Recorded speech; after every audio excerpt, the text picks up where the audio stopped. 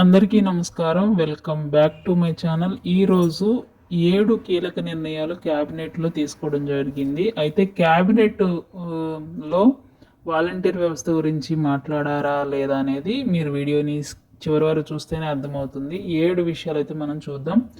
కేంద్ర క్యాబినెట్ 7 కీలక నిర్ణయాలు తీసుకుంది. రైతుల కోసం 13,966 కోట్లు కేటాయించింది.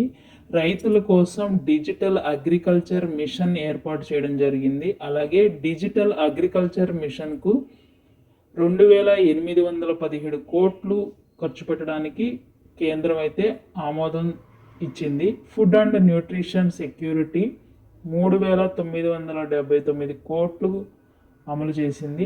అలాగే పశువుల ఆరోగ్యం డైరీ ఉత్పత్తులకు 1,702 కోట్లు నిర్ణయించింది. అగ్రికల్చర్ అభివృద్ధికి 860 కోట్లు నిర్ణయించింది. అలాగే కృషి విజ్ఞాన్ కేంద్రం అభివృద్ధికి 1,202 కోట్లు నిర్ణయించడం జరిగింది.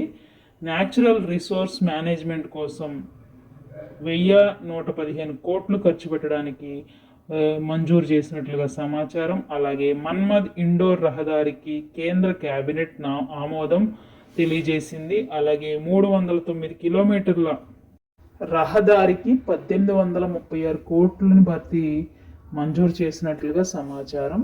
కేంద్ర క్యాబినెట్లో తీసుకునే నిర్ణయాలు అయితే ఇవే. క్యాబినెట్ సమావేశంలో ఇంకా సూపర్ 6 గురించి ఎటువంటి నిర్ణయాలు అయితే తీసుకోలేదు. ప్రజెంట్ ఏం జరుగుతుంది ఏంటి అనేది మనం ఇంకొంతకాలం వేచి చూడాల్సిందే.